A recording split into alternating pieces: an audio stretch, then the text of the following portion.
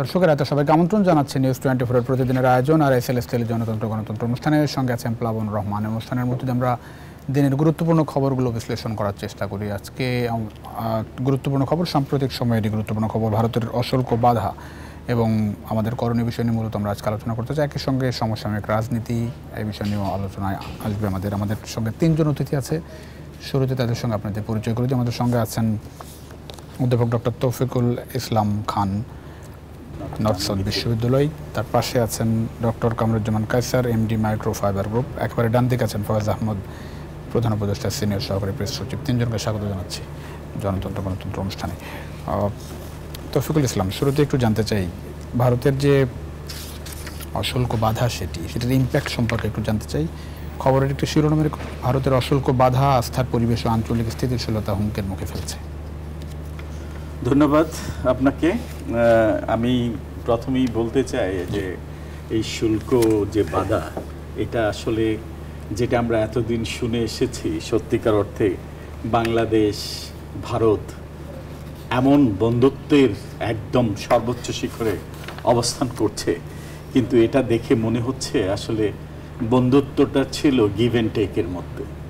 বাংলাদেশ যতদিন দিতে পেরেছে ততদিনই বন্ধু ছিল, এখন দিতে পারছে না মনে হয়, সেজন্যই এখন বন্ধুহীন বলবো না, বন্ধু না। আপনি দেখেন গত 23-24 অর্থ বছরে আমরা দেখেছি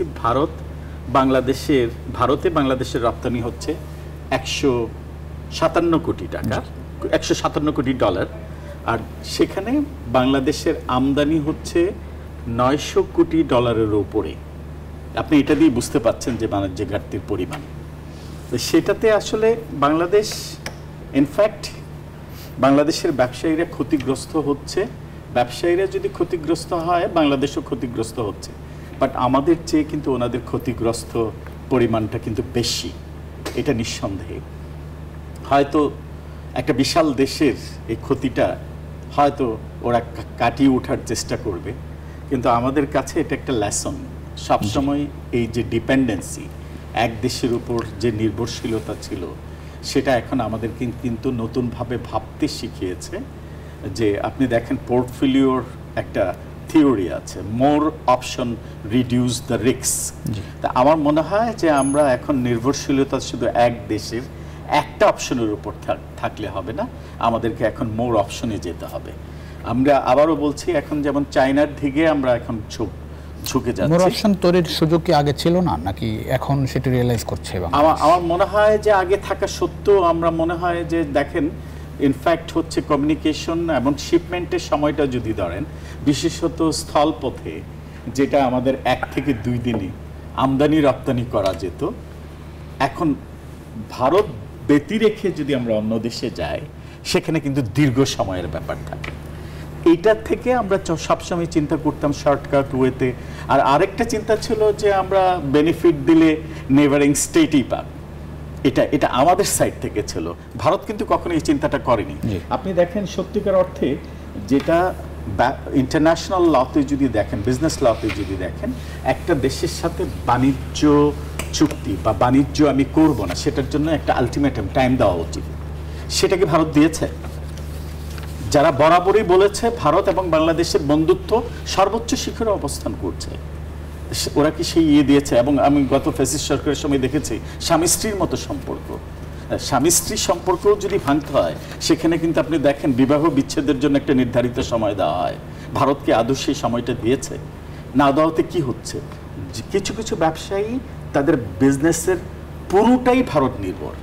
আপনি দেখেন ওনাদের অবস্থা কি হবে, এবং সেই বিজনেসম্যানই কিন্তু ক্ষতিগ্রস্ত হচ্ছে না, ওই বিজনেসম্যানের সাথে সংশ্লিষ্ট যত এমপ্লয়ি আছে তারা কিন্তু ক্ষতিগ্রস্ত হচ্ছে। আজকে আমার সাথে একজন বিজনেসম্যান, উনি খুব বড় বিজনেসম্যানই আমি বলবো, কিন্তু ওনার টোটাল বিজনেসের 75% হচ্ছে ভারত নির্ভর। উনি চিন্তা করছে যে অবস্থায় যে পৌঁছেছে, কোনো কারণে যদি বৈরী সম্পর্ক আরও খারাপ দিকে যায়, আলটিমেটলি ওনার বিজনেস শাটডাউন হয়ে যাবে। এখন উনি চেষ্টা করছে চায়নাতে যে ওনার বিজনেস স্টার্ট করতে। এটা কিন্তু একদিনে হবে না। আপনি দেখেন আস্থা কিন্তু একদিনে হয় না। বিজনেস ডিলটা কি, প্রথম হচ্ছে একটা রিলেশন হয়, রিলেশনের পরে আপনি দেখেন একটা রিলেশনে যখন খুব ট্রাস্টওয়ার্থি পর্যায়ে যায় তখন কিন্তু এমনও হয় আপনি এলসি করেছেন শুনলেই ওরা কিন্তু শিপমেন্ট করে দেবে। কেন? এটা দীর্ঘ সময়ের কিন্তু একটা ট্রাস্ট জি থাকে। সেটা অর্জন করতে হলে আরেকটা দেশের সাথে নতুনভাবে হয়তো এটা হবে, কিন্তু সময়ের প্রয়োজন। যে ক্ষতিগ্রস্ত দেশকে করেছে সেটা ওভারকাম করা খুব ডিফিকাল্ট হবে। অনেক ধন্যবাদ কামরুজ্জামান কায়সার। ভারত রিসেন্টলি শনিবার যে বিধিনিষেধ আরোপ করেছে, স্থল বন্দর দিয়ে কিছু পণ্য আসলে রপ্তানি করতে পারবে না, পোশাক সহ। তো সেই জায়গাটাই এখন যে সম্পর্কের যে বাস্তবতা, এটি মিট আপ করার কোনো সুযোগ দেখেন সরকারের পক্ষ থেকে, বা বিশ্লেষকরা বলছেন যে আলোচনার মাধ্যমে এটি আসলে সমাধানের তাগিদ দেওয়া হচ্ছে? ধন্যবাদ আপনাকে। আপনার মাধ্যমে নিউজ 24-এর অগণিত দর্শককে আমি শুভেচ্ছা জানাচ্ছি। আসলে বিষয়টা এমন দাঁড়িয়েছে, ভারত বাংলাদেশের বর্তমান যে সম্পর্ক, এটা তো একটা বৈরিতা, চরম বৈরিতা একটা পর্যায়ে আমরা চলে এসেছি। এখানে যে বিষয়টা দাঁড়িয়েছে যে রাজনৈতিক যে বিরোধ, এটাকে বাণিজ্যিক বিরোধে পরিণত করা হয়েছে। রাজনৈতিক বিরোধ, আপনি জানেন যে গত ফ্যাসিস্ট সরকারের পতনের পর থেকেই কোনো না কোনোভাবে বাংলাদেশকে কিভাবে কোণঠাসা করা যায়, কিভাবে অর্থনৈতিক, বাণিজ্যিক, সামাজিক এবং আন্তর্জাতিকভাবে বাংলাদেশের অবস্থানকে খাটো করা যায়, সেই জন্য কিন্তু ভারত তৎপর হয়েছে। আপনি জানেন যে এই দক্ষিণ এশিয়ার যে সার্কের যে দেশগুলো আছে, তার মধ্যে ভারতের সাথে কিন্তু সর্বশেষ একটি রাষ্ট্রে কিন্তু সুসম্পর্ক বজায় রেখেছিল, সেটা ছিল বাংলাদেশ। তারা নেপালকে হারিয়েছে, তারা আপনার শ্রীলঙ্কাকে হারিয়েছে, মালদ্বীপকে হারিয়েছে, এবং পাকিস্তান তো তাদের চিরশত্রু, সেটা সবাই জানে। তো বাংলাদেশের সাথে যে সম্পর্ক ছিল, এই সম্পর্ক ছিল একতরফা। তারা শুধু নিয়েছেই, আমরা যেটা বলি না গিভ অ্যান্ড টেক, শুধু তারা টেকিং করেছে, গিভিং করে নেই। তো এই যে বিষয়টা ছিল, যার কারণে তারা আসলে অনেকটাই হতাশ হয়ে গিয়েছে যে এমন একটা সম্পর্ক ছিল, আমরা যা চাইতাম তাই আমরা পেয়ে যেতাম, কিন্তু বিনিময়ে আমরা কিছুই পেতাম না। তো সেই বিরোধটাকে তারা এখন রাজনৈতিকভাবে যেটা মোকাবেলা করতে না পেরে অর্থনৈতিকভাবে বিভিন্নভাবে তারা বাধাগ্রস্ত করার একটা চেষ্টা করছে। তবে আমি এটা বরাবরই বলে আসি, যখনই ভারত কখনো আমাদের কিছু চিন্তা করে, বিপরীত চিন্তা বা আমাদের পরিপন্থী কিছু চিন্তা ভাবনা করে, তখনই কিন্তু আমাদের দেশে বা আমাদের রাষ্ট্র একটা স্বনির্ভরতার একটা পন্থা খুঁজে পাওয়ার চেষ্টা করে। আপনি দেখেন, এটা কিন্তু এই যে অবরোধ, এটা কিন্তু নতুন কিছু না। আপনার 2014 সালে আপনার মোদী সরকার যখন ক্ষমতায় আসে, তারা কিন্তু গরু রপ্তানি বন্ধ করে দিল। আমরা কিন্তু তখন কোরবানির জন্য, পেঁয়াজের বিষয়ে, কোরবানির জন্য কিন্তু আমাদের প্রায় মোর দেন 50% নির্ভরতা ভারতের উপর ছিল। আমাদের একটা বছর 2015 সালে সামান্য একটু ক্রাইসিস ছিল। 2016 সাল থেকে বাংলাদেশ লাইভ স্টকে স্বয়ংসম্পূর্ণ হলো। এখন কিন্তু ভারতের গরু আমরা কিন্তু আনতে চাই না, তারা কিন্তু ফোর্স করে পাঠাচ্ছে। এই কোরবানির সময় তাদের একটা বড় অংশ এখন তারা বলে যে তোমরা আমাদের কাছে গরু নাও, আমরা মহিষ নাও, ছাগল নাও, আমাদের কিন্তু প্রয়োজন নাই। তা আমি মনে করি তারা যে চিন্তা ভাবনা করে, এটা আমাদের জন্য সাপে পর এই জন্যে যে আমাদের স্বনির্ভরতার চিন্তাভাবনা বা স্বনির্ভরতার একটা স্পেস কিন্তু তৈরি হয়। তো আপনি দেখেন যে কিছুদিন আগে ট্রান্সশিপমেন্টের যে বিষয়টা, সেটা দিয়ে কিন্তু বিরোধটা চরম আকার ধারণ করে। তো আমাদের যে পণ্যগুলো ভারতের বন্দর, 5টি বন্দর দিয়ে যাওয়ার, বা যেটা এয়ার শিপমেন্টের কথা আমরা ভাবতাম, কলকাতা বিমানবন্দরকে ইউজ করতাম আমরা, তো সেটা কিন্তু খুবই সামান্য ছিল। টোটাল এক্সপোর্টের 2% বা 1%ও না। তারপরেও হয়তো আমাদের একটা বিকল্প ছিল, কিন্তু সেটা তারা বন্ধ করে দিল। খুবই অল্প সময়ের মধ্যে বাংলাদেশ ঘুরে দাঁড়িয়েছে। কিভাবে? আপনি সিলেট আন্তর্জাতিক বিমানবন্দর থেকে আপনার স্পেনে কিন্তু আমাদের কার্গো স্পেস বা কার্গো সার্ভিসটা চালু হয়েছে। চট্টগ্রাম অলরেডি শুরু করে দিয়েছে। তা আমাদের যে 2-3% নির্ভরতা ভারতের উপর ছিল, সেটা তো আমাদের সক্ষমতার একটা জায়গা তৈরি হয়ে গেল। তো এখন আবার ট্রানজিটটা তারা বন্ধ করে দিয়েছে, বা সড়ক পথে আমাদের কোনো পণ্য যেতে পারবে না। আমাদের কিছু বায়ার আছে, ওয়ার্ল্ড রিপুটেড বায়ারের মধ্যে H&M, CNA, লিডল, এই সহ আপনার অনেকগুলো বায়ারের, তারা ওয়ার্ল্ড ওয়াইড তাদের এই পণ্যগুলো বিভিন্ন দেশে কিন্তু তাদের একটা বাজারজাত তারা করে। তো কলকাতায় আমাদের কিন্তু H&M এর ডিসপ্লে সেন্টার আছে, শপিং মল আছে, অনেক আছে। আমাদের এখান থেকে চলে যেত মাত্র 2 দিনে। এখন আমাদের সমুদ্র পথে যাওয়ার যে পথটা, সেটা খোলা আছে, হয়তো এখন লাগবে আমাদের 7 দিন। সাপ্লাই চেনে আমাদের একটু বাধাগ্রস্ত আমরা হব। খরচ, তো সেখানে আমাদের ধরেন 600 খরচের জায়গাটা খরচের জায়গাটা একটু তো বাড়বে, খুব স্বাভাবিক। তো 670 মিলিয়ন ইউএস ডলারের ট্রানজ্যাকশন ছিল আপনার ভারতের সাথে শুধুমাত্র তৈরি পোশাক শিল্পে গত অর্থ বছরে। তো সেক্ষেত্রে হয়তো আমরা সেটা হারাবো, এটা সত্যি কথা, এটা অস্বীকার করার উপায় নেই। কিন্তু বিকল্প পথ তৈরি হবেই। আমাদের এই পণ্যের তখন বিকল্প পথ হিসেবে চায়না, আপনি ধরেন আশেপাশে যে আরও কিছু বড় কনজিউমিং কান্ট্রি যারা আছে তারা কিন্তু তখন আমাদের এই প্রোডাক্ট নেওয়ার ক্ষেত্রে তারা অনেক আগ্রহী হবে। এটা কাউকে চাপিয়ে তো রাখা যাবে না। কাউকে যখন চাপানোর কথা ভাবা হয় তখন কিন্তু সে স্বনির্ভরতার একটা পথ খুঁজে পায়।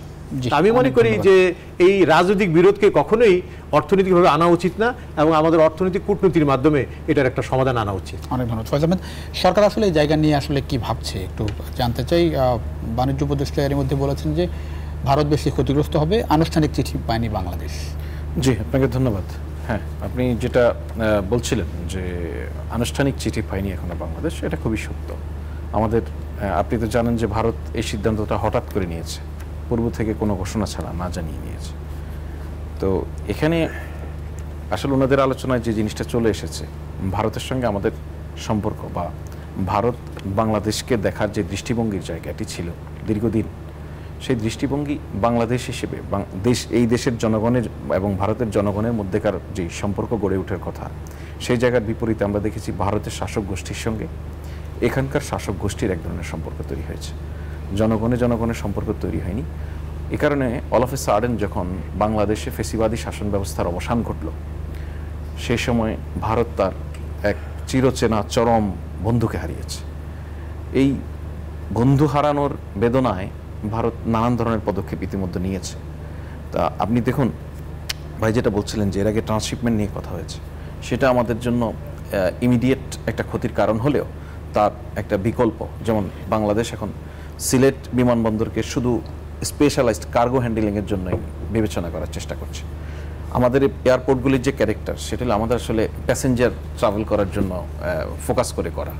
আমাদের এত বড় বাণিজ্যের একটা সম্ভাবনা বাংলাদেশ, সেই বাণিজ্যের সম্ভাবনা থেকে আমরা যদি দেখি, আমাদের দীর্ঘদিন ট্রান্সপোর্টেশনের ক্ষেত্রে আমরা পরনির্ভর এক ধরনের চিন্তাভাবনার মধ্যে ছিলাম।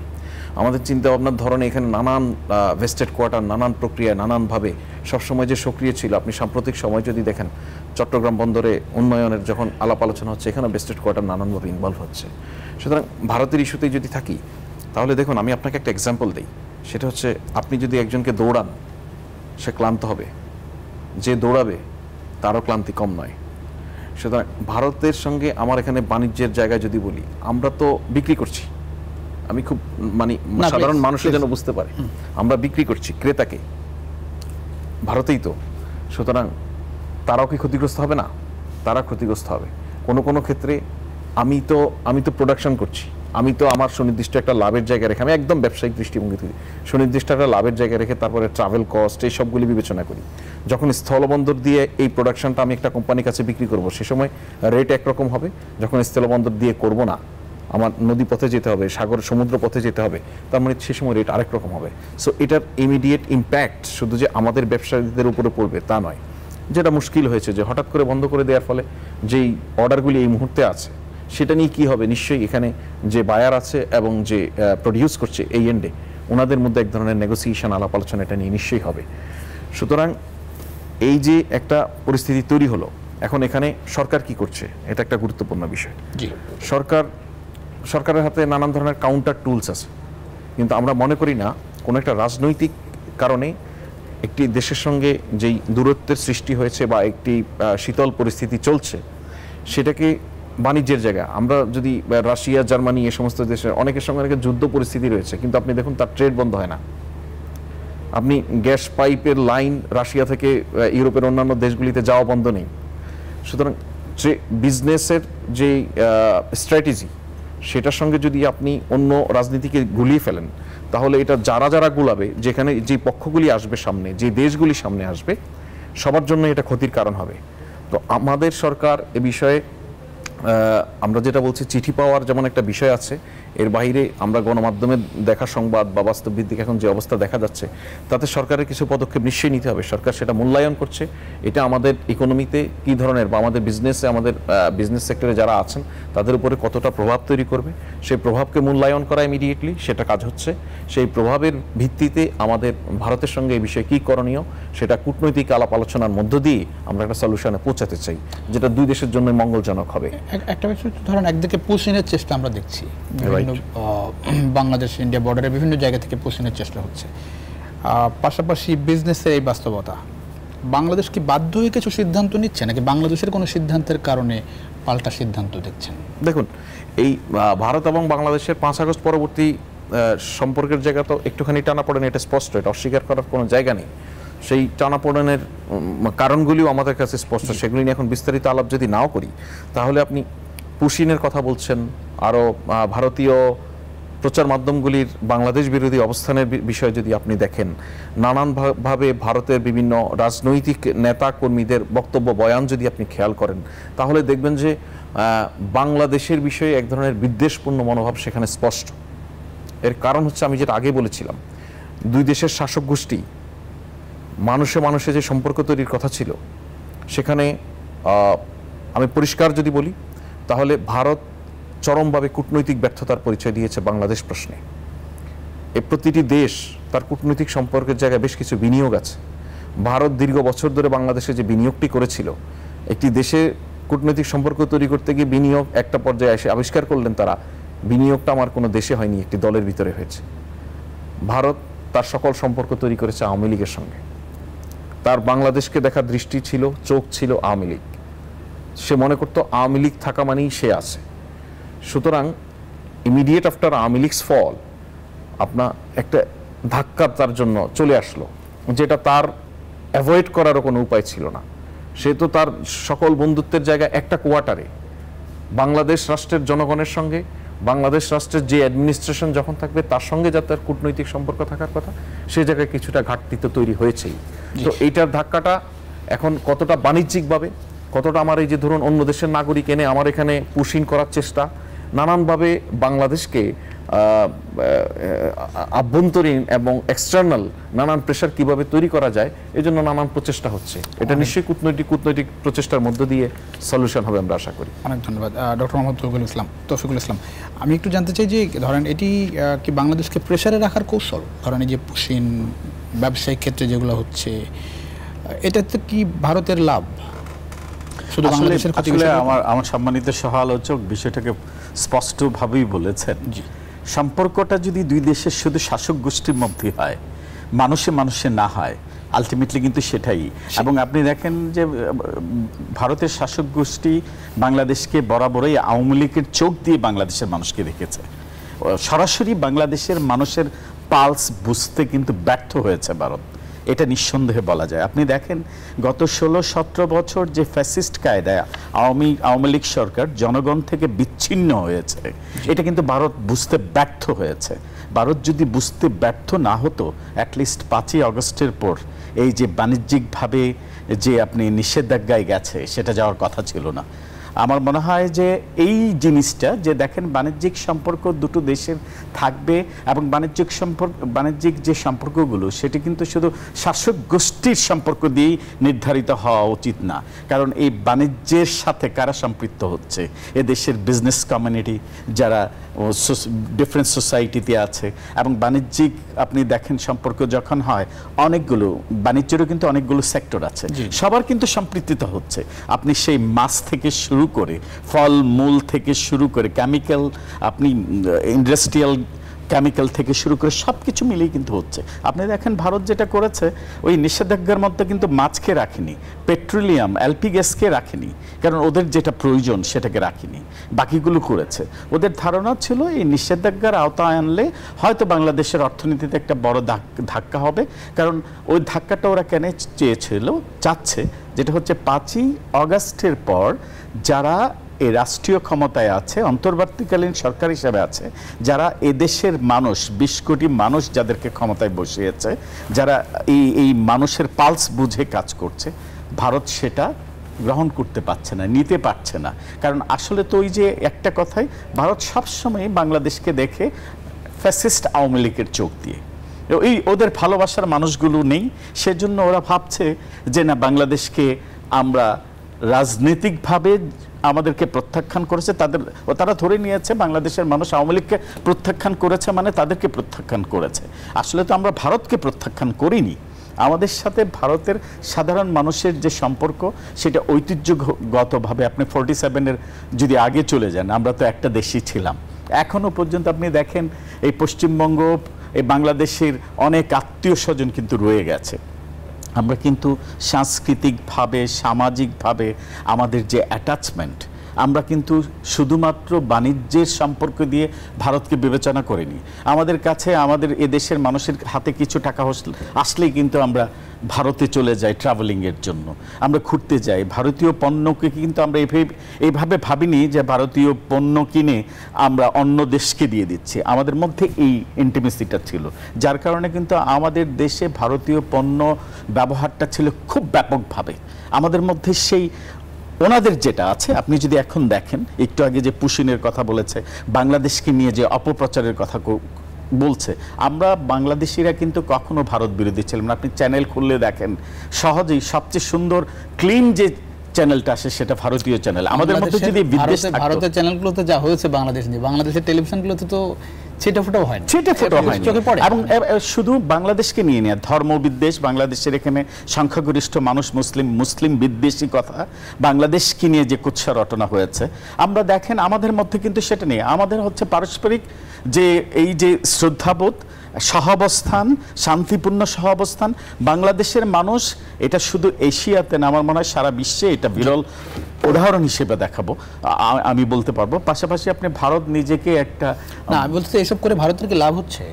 ভারত আসলেই তো ওরা হয়তো ধরে নিচ্ছে আমাদের বড় দেশ, আমাদের হয়তো এফেক্টটা এত ব্যাপকভাবে আমাদেরকে নাড়া দিবে না, এটা ভাবছে।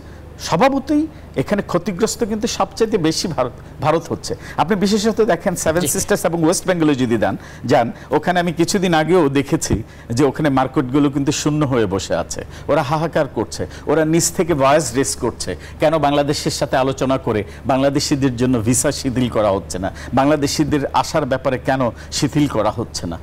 এই কোশ্চেনগুলো কিন্তু ওখানে বিজনেস কমিউনিটিতে করছে। বিরতির পরে ফিরছি ডক্টর কামরুজ্জামান কায়সার আপনার কাছে। দর্শক, ছোট্ট বিরতির সময় হচ্ছে আরআইসিএল স্কেলে গণতন্ত্রের কিছুর মধ্যে ফিরছি, আশা করি সঙ্গে পাচ্ছি আপনাদের বিরতির পর।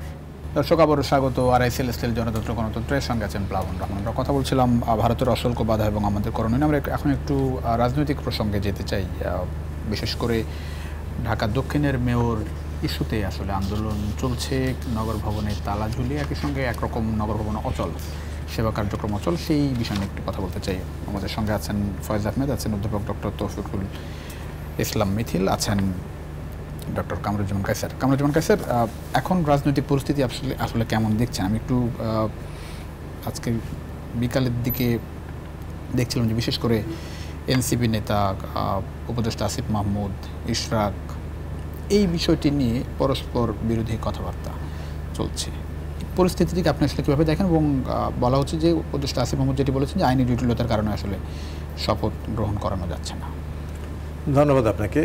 হ্যাঁ, আপনি যথার্থই বলেছেন, রাজনীতিতে কেমন যেন একটা টার্মোয়েল চলছে আর কি, কেমন যেন একটা অমানিসা কাজ করছে আমি মনে করি। এখানে আপনার এনসিপি একটা নতুন দল, তাদেরকে কিন্তু বাংলাদেশ জাতীয়তাবাদী দল তাদেরকে স্বাগতম জানিয়েছে রাজনৈতিক অঙ্গনে। তারা সুস্থ সুন্দর ধারা রাজনীতি তারা করে, অবশ্যই তারা বাংলাদেশে জনগণের মনে স্থান করে নিবে। কিন্তু একটা বিষয় এমন একটা পর্যায়ে দাঁড়িয়েছে, এনসিপির চাপের মুখেই সরকার বাংলাদেশ আওয়ামী লীগকে নিষিদ্ধ ঘোষণা করেছে। তো সেটা এতদিন পরে কেন, 9 মাস পরে নিষিদ্ধের কথা আসলো কেন? সেটা তো 5ই আগস্টের গণঅভ্যুত্থানের পরেই করা যেত। বাংলাদেশ ছাত্রলীগরে তারা নিষিদ্ধ করেছে, নিষিদ্ধ সংগঠনে পরিণত করেছে।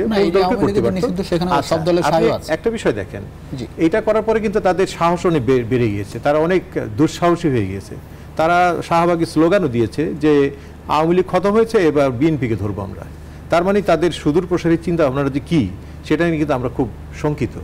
আরেকটা বিষয়, যেটা ইশরাক হোসেনের কথা বলেছেন, উনি তো রায় পেয়েছে, উনি তো আদালত থেকে রায় পেয়েছে, উনি জনতার মেয়র হিসেবে আবির্ভূত হয়েছে, উনি যেভাবে আপনার চিটাগাঙ্গের ডাক্তার শাহাদাত হোসেন সাহেব উনি আদালতের রায় পেয়েছে, সেটা এক্সিকিউট হয়েছে। এখানে এক্সিকিউশন না করার কি আছে? আদালত বলেছে তাকে মেয়র হিসেবে পদায়িত করার জন্য, কিন্তু এখানে স্থানীয় সরকার মন্ত্রণালয়ের দায়িত্বে যিনি আছেন আসিফ মাহমুদ সজীব ভুইয়া, উনি এটা আইনি জটিলতার কথা বলছেন, এবং উনি, আমি যতটুকু জানি, উনি মেয়র ভবনে অফিস করছেন, মেয়রের দায়িত্ব উনি পালন করছেন। কেন আপনি মেয়রের দায়িত্ব পালন করবেন? এটা জনপ্রতিনিধির একটা স্থান। আপনি উপদেষ্টা হিসেবে আছেন খণ্ডকালীন সময়, আপনি খণ্ডকালীন সময়ে উপস্থিত আছেন, আপনাকে সেই দায়িত্ব কিন্তু দেয়নি, আপনার ওই মেয়রের দায়িত্ব পালন করার আপনার প্রয়োজন নেই। না, কিন্তু একটা প্রশ্ন আসছে ঘুরে ফিরে, সেটি হচ্ছে যে ধরেন বিগত ফ্যাসিস্ট আমলের যে নির্বাচনগুলো, সেই নির্বাচনগুলোকে বিএনপি প্রোটেস্ট করার চেষ্টা করেছে, অবৈধ বলেছে, জি, এবং সেই নির্বাচনের বৈধতা এখন এর মাধ্যমে কি বৈধতা পেয়ে যায় কিনা? না, বৈধতা সেটা হচ্ছে যে সেই মেয়র হিসেবে বসতে হবে কেন আসলে? সে যতটুকুই ইলেকশন করেছে, মানে কিছু ভোট তো পেয়েছে, যে ভোটটা পেয়েছে সেটা একদমই সলিড ভোট সে পেয়েছে। এবং এখানে নির্বাচন কমিশন থেকেও বলা হয়েছে যে ইশরাক হোসেন যেভাবে ভোট পেয়েছিল এবং সেটাকে রিগিং করে বা যেভাবেই হোক, তার যে মানে জেনুইন যে ফলাফলটা, এটাকে পাল্টানো হয়েছে। এটা একটা জুডিশিয়ারি ব্যাপার। এই জুডিশিয়ারি ব্যাপারের মাধ্যমে যখন আপনার আদালতের উপরে তো আমরা কথা বলতে পারবো না। আমি আদালতকে অবজ্ঞা করে যদি বলি যে না, সেটা ওই আমলের ইলেকশন ভালো হয়নি, সেটা আমি মানে এটা মানবো না। যখন কোর্ট আপনাকে নির্দেশনা দিবে, আপনাদের সেটা পালন করতে হবে। আমরা তো কোর্টকে অবমাননা করতে পারি না। তো এই জায়গায় যদি আপনার ইশরাক হোসেনকে মানে ডিলে করানো হয় এবং তাকে মানে কোনোভাবেই দায়িত্ব দেওয়ার ক্ষেত্রে আগ্রহ দেখাচ্ছে না, তো এটা তো একটা অশুভ বিষয় বলে আমরা মনে করি নি। জনতা তো বসে থাকবে না, সেই জন্যই আজকের এই ক্ষোভ এবং জনমনে নানা প্রশ্ন দেখা দিচ্ছে যে এনসিপি বা বর্তমান সরকার আগামী দিনগুলো নিয়ে কী ভাবছে। আপনি দেখেন তাদের জনপ্রিয়তার পারদ কিন্তু আস্তে আস্তে নিচে নেমে যাচ্ছে। বিএনপির কি হচ্ছে? হ্যাঁ, বিএনপি জনগণের কাছে যাবে। তারা যদি জনগণ তাদেরকে ম্যান্ডেট দেয়, অবশ্যই আসবে। আমি বলবো না যে বিএনপি আপনার খুব ভালো কিছু আমরা করতে পারি নাই বা করব, এমন কিছু না। আমরা প্রস্তুত আছি জনগণের কাছে যাওয়ার জন্য। যদি ম্যান্ডেট দেয়, ক্ষমতায় বসবে। ম্যান্ডেট না দিলে তো আর কিছু করার নেই।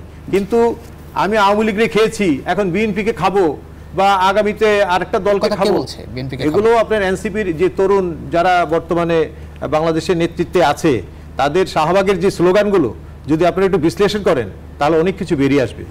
এগুলো কিন্তু আসলে মানে বাংলাদেশের উত্তরণের জন্য ভালো কোনো সংবাদ।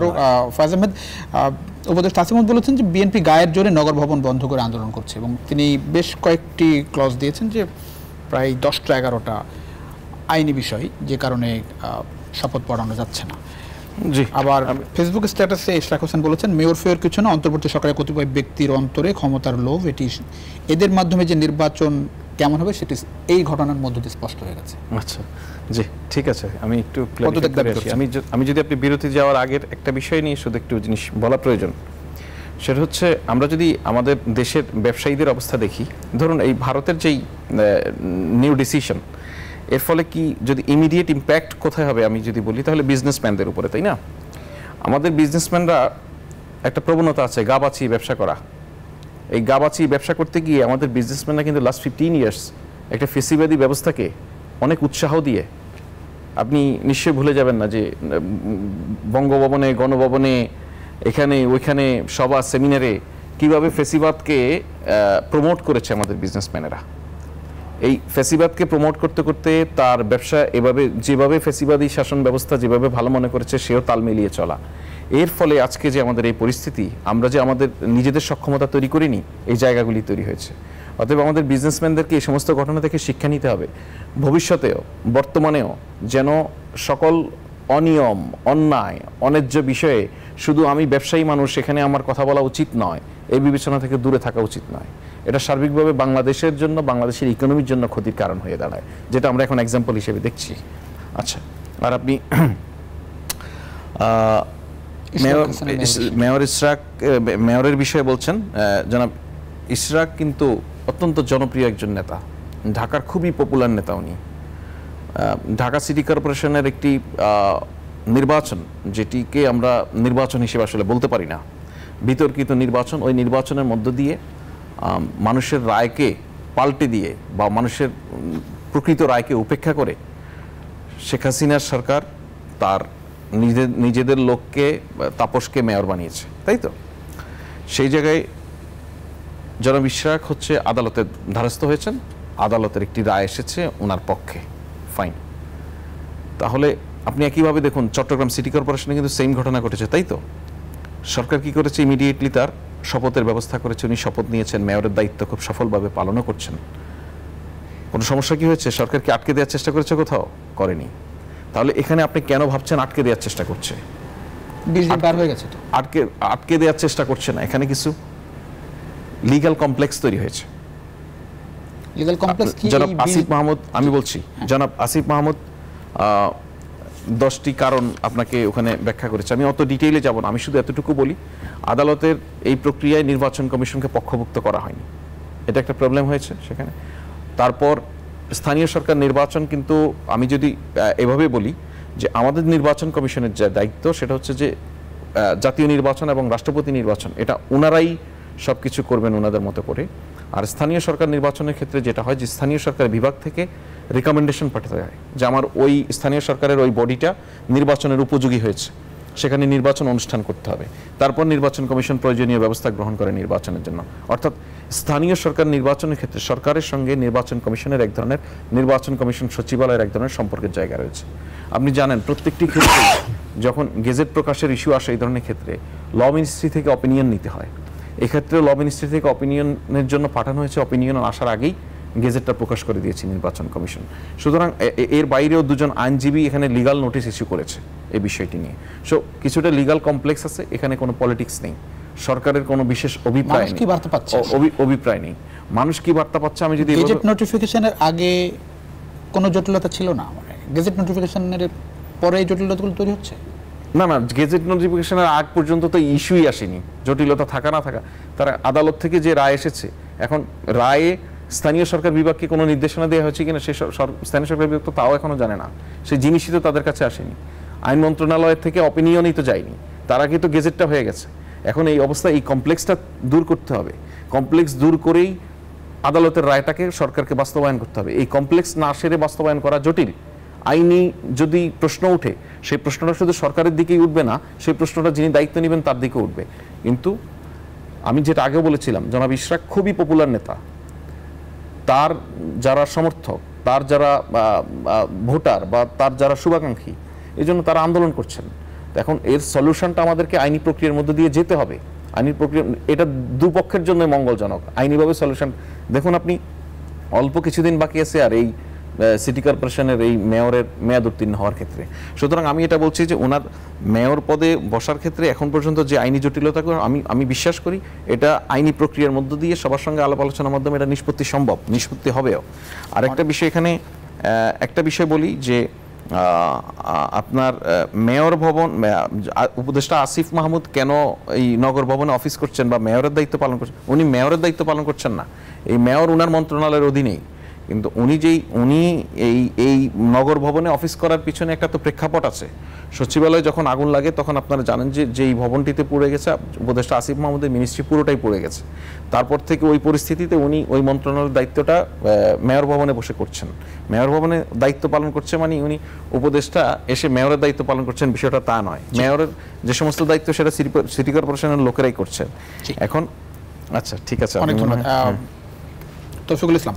এই বিষয়টাকে আপনি আসলে কিভাবে দেখেন? কেউ কেউ এটাকে দেখছেন যে কোনোভাবেই বিএনপির মেয়রকে দক্ষিণের সিটি কর্পোরেশনের দায়িত্বে বসাতে চায় না অন্তর্বর্তী সরকার কিংবা স্থানীয় সরকার মন্ত্রণালয়, স্থানীয় সরকার বিভাগ, যেটি বলেন না কেন আপনি, আপনার কি আসলে তাই মনে হয় নাকি আসলে এই আইনি জটিলতাগুলো আছে? আসলে আরেকটা বিষয় হচ্ছে যে গেজেট প্রকাশের পরে শপথ না নেয়ার এরকম নজিরই বা কয়টা আছে বাংলাদেশে? আসলে আমি যেটা প্রথমেই বলবো যে সম্মানিত সহ আলোচক বৃন্দ বিষয়টি নিয়ে বিশদ আলোচনা করেছেন এবং বলেছেন। আমি যেটা বলতে চাই যে আসলে দেখেন এ পর্যন্ত অনেক জায়গায় কিন্তু স্থানীয় সরকারে প্রশাসক নিয়োগ দেওয়া হয়েছে, কোনোটা নিয়েই কিন্তু উচ্চবাচ্য হয়নি, রাস্তায় নেমে আসেনি।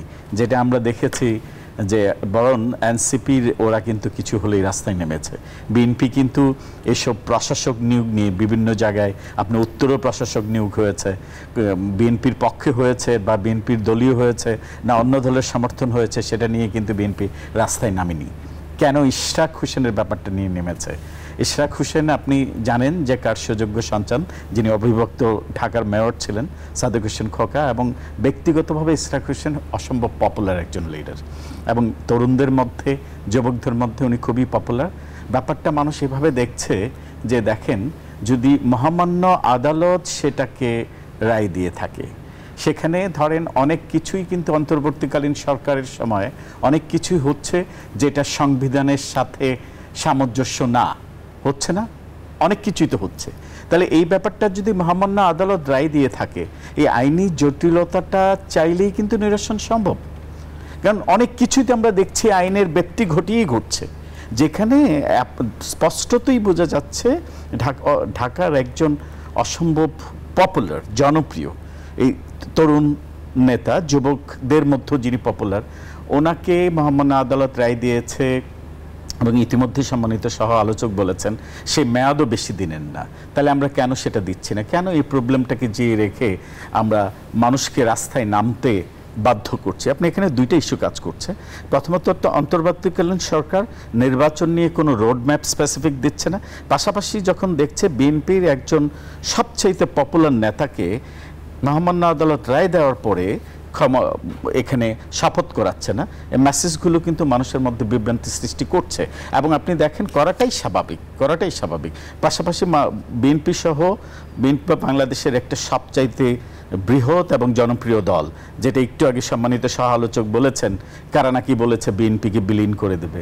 ফ্যাসিস্টরা 16 বছর বিলীন করতে পারেনি, এখনো কেউ পারবে না। তবে আমি এই কথাটা বলতে চাই, জনমনে বিভ্রান্ত হয় তখনই যখন দেখে, এই যে আমি বললাম যে নির্বাচন নিয়ে মানুষের মধ্যে এমনি একটা ধোঁয়াশা আছে, কখন হতে যাচ্ছে, কিভাবে হবে, এবং সেটার কোনো রোডম্যাপ স্পষ্ট না থাকা। সেকেন্ড হচ্ছে, এই ইস্যুটা বিএনপির একজন নেতাকে মহামান্য আদালত রায় দেওয়ার পরেও কেন ওনাকে শপথ পড়ানো হচ্ছে না? স্বাভাবিকভাবে এটা বিভ্রান্তির সৃষ্টি হচ্ছে, হওয়াটাই স্বাভাবিক। জি, অনেক ধন্যবাদ। একটা বিরতির পরে আসছে আবার দর্শক, ছোট্ট একটা বিরতির সময় হচ্ছে আবারও জনতন্ত্র গণতন্ত্রের কিছু মধ্যে ফিরছি আজ করে শোনা হচ্ছে। দর্শক আবারও স্বাগত RSL জনতন্ত্র গণতন্ত্রের সঙ্গে আছেন প্লাবন রহমান। আমরা সাম্প্রতিক রাজনীতি নিয়ে কথা বলছিলাম। ডক্টর কামরুজ্জামান কায়সার, রাজনৈতিক পরিস্থিতি সামনের দিকে আসলে কেমন দেখছেন? আজকে আমরা যেটি দেখছিলাম যে বিএনপির পক্ষ থেকে স্পষ্ট করে বলা হচ্ছে যে আজকালের মধ্যে, মানে পারলে রাতেই শপথ যাতে পড়ানো হয়, নাহলে কালকে, নাহলে বৃহত্তর আন্দোলন হতে পারে ইশরাক ইস্যুতে। হ্যাঁ, ধন্যবাদ আপনাকে। এবং সজীব ভাই আজকে বলেছেন যে আইনি জটিলতা নিরসন না করে আসলে সম্ভব। হ্যাঁ, সেই বিষয়টা তো আমি আমার আগের আলোচনায় একটু উল্লেখ করেছি। এই পরিস্থিতি আরো জলঘোলা হবে। আপনি দেখেন, বিষয়টা হচ্ছে যে চট্টগ্রাম সিটি কর্পোরেশনের ক্ষেত্রেও কিন্তু আপনার যে কোর্ট থেকে রায় দিল, রায় দেওয়ার 3 দিনের মাথায় কিন্তু উনি শপথ পড়লেন, ডাক্তার সাদাত হোসেন সাহেব। তো সেটা যদি সম্ভব হয়, আইনি লুফল কি আছে না আছে, এটা আপনি গেজেট প্রকাশের আগে কেন করেননি? এখন গেজেট প্রকাশের পর বলছেন এটার ওপিনিয়ন নেওয়া হয় নাই, এটা নেওয়া হয় নাই, সেটা নেওয়া হয় নাই। এই জটিলতার কারণটা কি? এটার পিছনে কি রহস্য? এটা জনমনে একটা প্রশ্নের উদ্রেক হয়েছে। তো এটা আপনি জানেন যে এই কি বলে সিটি কর্পোরেশনের কিন্তু মেয়াদ মাত্র আমার মনে হয় 1.5 মাসের মতো আছে, আমি যদি সঠিক বলে থাকি। খুব বেশি দিন নেই। তো এখন সে চাচ্ছে একদিনের জন্য যদি হয়, এই কোর্টের যে একটা ভার্ডিক্টটা এটা যাতে কার্যকরী হয়, এবং সে যাতে জনতার মেয়র হিসেবে সে যাতে এখানে বসতে পারে। সামনে কি পরিস্থিতি ঘোলাটা দিচ্ছেন? হ্যাঁ, আমি মনে করছি যে পরিস্থিতি ঘোলাটা হতে পারে, এই জন্যে যে এটা একটা ইগোইস্টিক ব্যাপার হয়ে দাঁড়িয়েছে। বিএনপি ঘরানার যারা আছেন এবং ঢাকা দক্ষিণ সিটি কর্পোরেশনের যারা ভোটার, যারা তাকে ভালোবাসে, যেটা আমার সহ আলোচকদের বলেছে, এবং আমি একমত যে অত্যন্ত জনপ্রিয় একজন তরুণ রাজনৈতিক নেতা, এবং তার অনেক দিনের স্ট্রাগল, তাকে রাজপথে কিন্তু সবসময় পাওয়া যেত।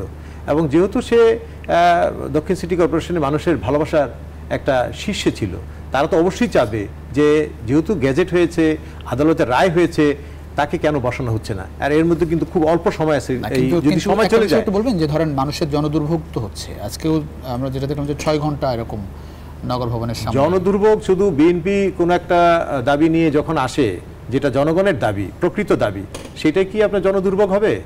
আপনার আজকে বিভিন্ন 7টা কলেজের স্টুডেন্টরা তারা তাদের দাবির জন্য বিভিন্ন জায়গায় আন্দোলন করছে, শাহবাগে করছে, যমুনার সামনে করছে, এবং কেউ কেউ জগন্নাথ ইউনিভার্সিটি তারা বলেছে মার্চ টু যমুনা। সেখানে কি ঢাকা সিটির যানজট সৃষ্টি হয়নি? যখন তখন যে যখন পারছে সেই তো আপনার একটা মব সৃষ্টি করে যানজট সৃষ্টি করছে। তো বিএনপির ক্ষেত্রে এই অভিযোগটা কেন আসে? ফয়জ আহমেদ, এই সংকটের সমাধান কিভাবে দেখছেন আপনি? মানে না, আমি মনে করি না যে এটা অনেক জটিল কোনো আকার ধারণ করবে। দেখুন এগুলি খুবই পলিটিক্যাল ইস্যু, তো পলিটিশিয়ানদের বা রাজনৈতিক কর্মীদের এক ধরনের ইন্টারেস্টের জায়গা আছে। আবার রাজনৈতিক কর্মীরা, আমি যেটা আগেও বলেছিলাম যে জনাব ইশরাক হোসেন খুবই পপুলার পলিটিশিয়ান, তো তার সমর্থকরা, তার কর্মীরা যারা এখানে অবস্থান নিয়েছে তারা তো নিঃসন্দেহে বিএনপির নেতা কর্মীরা অবস্থান নিয়েছে। সেক্ষেত্রে তার পার্টির লোকজনের কিন্তু সে বিষয়টা ভিউ থাকা দরকার, সে জায়গা থেকে কথা বলছেন। আই বিলিভ যে এটা আইনি প্রক্রিয়ার মধ্য দিয়েই আলাপ আলোচনার মাধ্যমে আইন মন্ত্রণালয় দেখবে, লোকাল গভর্নমেন্ট মিনিস্ট্রি দেখবে, এটা খুবই দ্রুত নিশ্চয়ই। একটা প্রশ্ন শেষ করবো আমরা একেবারে শেষ পর্যায়ে, সেটা হচ্ছে যে এর মধ্য দিয়ে কি অন্তর্বর্তী সরকারের নিরপেক্ষতা প্রশ্নবিদ্ধ হচ্ছে কিনা? না, এর মধ্যে আমি ঠিক জানি না এটা নিরপেক্ষতার প্রশ্নটা কেন আসবে। পদত্যাগ যখন দাবি করা হয় সেটি অন্তর্বর্তী সরকারের গায়ে লাগে কিনা? হ্যাঁ, ডেফিনেটলি এটা আসিফ একজন উপদেষ্টার পদত্যাগ দাবি করা, আমরা কিন্তু হোম অ্যাডভাইজারের পদত্যাগ দাবি করতে দেখেছি, আমরা শপথ গ্রহণের পরপরই দুজন উপদেষ্টার পদত্যাগ দাবি করতে দেখেছি। এটা মানুষ নানান সময় নানান কারণে নানান ইস্যুতে এটা করতেই পারে, সেটা ওই সংশ্লিষ্ট অ্যাডভাইজার বিবেচনা করবেন তিনি সেটা কিভাবে দেখবেন, বা প্রধান উপদেষ্টা বিবেচনা করবেন কিভাবে দেখা হয়। এটাতে নিরপেক্ষ প্রশ্নবিদ্ধ হতো তখন যদি চট্টগ্রামের মেয়র শাহাদাত হোসেন যিনি আছেন তিনি যদি আওয়ামী লীগের লোক ছিলেন বা অন্য পার্টির লোক ছিলেন, তাকে আমি দিয়ে দিলাম, এখন এর ক্ষেত্রে দিলাম না, সেক্ষেত্রে এরকম হতো। আমি এটা নিরপেক্ষতা বা পক্ষর প্রশ্নের বিষয় নয়, আমি এটাকে সলিড একটা লিগাল কমপ্লেক্সের দৃষ্টিভঙ্গি থেকে দেখতে চাই, এবং আই বিলিভ যে এটা লিগাল কমপ্লেক্স কখনো কমপ্লেক্স থাকে না, এটা নিরসনযোগ্য, নিরসন হবেই। অনেক ধন্যবাদ। শেষ একবারে 30 সেকেন্ড তৌফিকুল ইসলাম, মানে সমস্যার সমাধান হবে দেখছেন? আমার মনে হয় যে এটা আসলে ডিজায়ার করে আমার মনে হয় যেটা এই সুপিরিটি কমপ্লেক্স এবং যে এই যে কমপ্লেক্স যেটা হয়েছে ইগোইস্টিক, এটা নিরসন এটা যদি না থাকে আমার মনে হয় খুব দ্রুত সমাধান হবে। এবং যেটা বলছি যে বর্তমান যে অন্তর্বর্তীকালীন সরকার আছেন, আপনি দেখেন সংবিধানকে যদি আপনি কনসিডার করেন, আসলে কি আমরা এখন সাংবিধানিক যে অবস্থা আছে সেটার মধ্যে দিয়ে কি আমরা চলছি? তাহলে মহামান্য কোর্টের যদি একটা রায় হয়ে থাকে সেটাকে সম্মান করে খুব দ্রুত আমার মনে হয় এই সমস্যার সমাধান করা উচিত। ব্যাপারটা যেন এমন না হয় সেই তো মন খসালি তবে কেন লোক হাসালি, এটা কিন্তু এই পর্যায়ে চলে যাচ্ছে। এটা হওয়ার আগেই আমার কাছে মনে হয় মাননীয় উপদেষ্টা এটাকে খুব দ্রুত নিরসন করা উচিত। অবৈধ নির্বাচন যে আগে বলা হয়েছে সেই পদে বসলে কি এটা মানে আপনি যে কথাটা বলেছেন, অবৈধ নির্বাচন কেন এসছে? অবৈধ নির্বাচন আসছে এই জন্য এখানে সম্মানিত সহ আলোচকরা সবাই কিন্তু এই কথা বলেছেন, ইশরাক হোসেন সবচেয়ে একজন পপুলার লিডার, এবং ওনাকে নির্বাচিত হতে দেওয়া হয়নি। এখানে যে র্যাগিংটা করেছে, ভোট কারচুপি করেছে, সেজন্য কিন্তু অবৈধ বলা হয়েছে। মহামান্য আদালত কিন্তু পরবর্তীতে সে রায়টা দিয়েছে। অনেক ধন্যবাদ তিনজনকে, অসংখ্য ধন্যবাদ রাতে মূল্যবান সময় দেওয়ার জন্য। দর্শকই ছিল আজকে জনতন্ত্র গণতন্ত্র, দেখা নিশ্চয় অন্য সময়। সে পর্যন্ত ভালো থাকবেন সবাই, আশা করি নিউজ 24।